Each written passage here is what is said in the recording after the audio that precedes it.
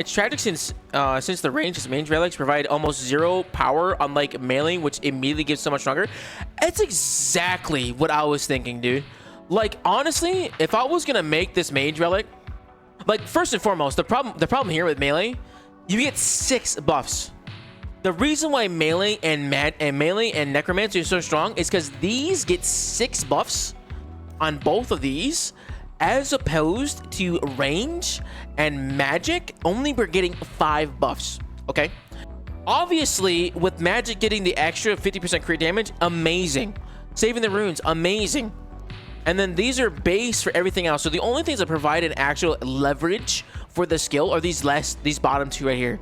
So the magic critical strike damage added 50% is really good when you have the equipment later stacked up. Grimoire, fractured staff, all that jazz, right? But when you don't have those, like the runes, you can get runes so easily with the unlimited stops that this doesn't even matter. This doesn't even play a factor.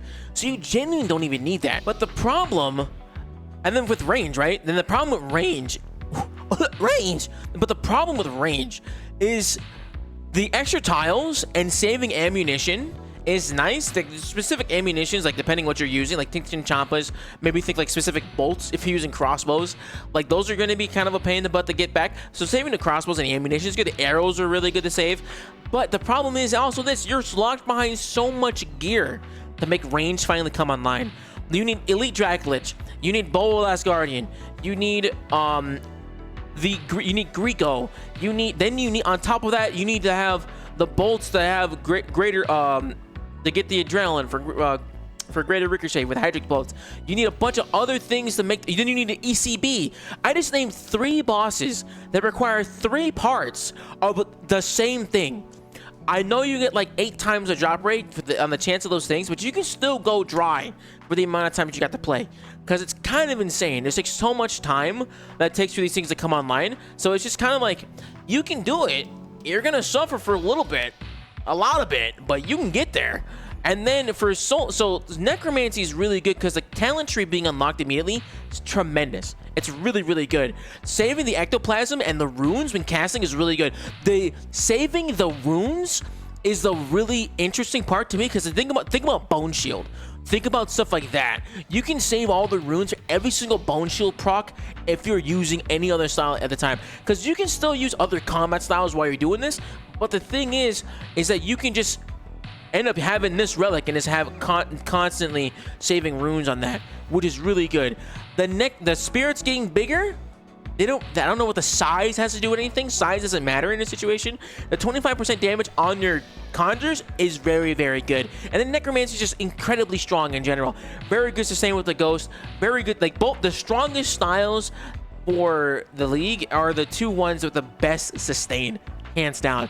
And then barbarism by itself, the base 500% damage, tremendous.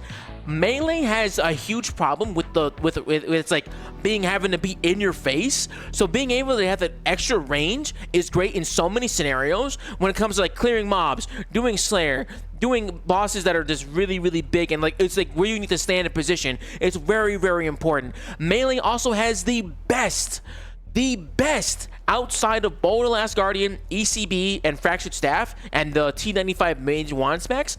This melee has the easiest and quickest accessibility when it comes to your special attacks and the damage it provides.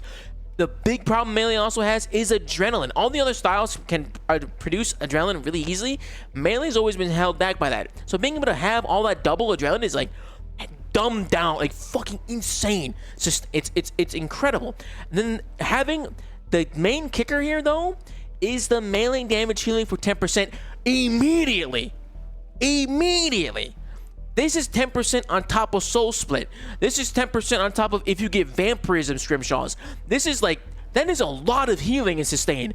That it removes the need to get that the next relic where you would need to get the prayers with the everlasting faith where you get Soul Split with the damage. It just makes no sense to end up picking that for anything else. So that's why honestly, like, melee comes online immediately, while the other styles just take a lot more gear and a lot more other things to make those things like matter more. You'll notice the changes immediately when you pick up any of the relics, obviously, but if you just have these like immediately, and like the level of entry for the gear is so much minimal, and there's no like resources, no runes, no ectoplasm, no bolts, no arrows, nothing else to maintain that. You can just go in, just raw dog the whole thing and just be perfectly fine. And then you can smith all of your gear until you get to the higher tiers. You can smith level tier 100 stuff easily right out the gate. You can do that for the other styles as well, but it's just so much easier to get the stuff that you need to make those armors and those weapons. And then if you just go dry to boss, go and smith those. It's really, really easy if you picked up excavator. It's just, it makes a lot more sense. It just makes a lot more sense to me. I don't know, man. I'm probably gonna end up picking melee because one, I really enjoy melee in all respects. But man, I actually, dude, I don't know what to say. That's way better. Like, it's just hands down better, dude.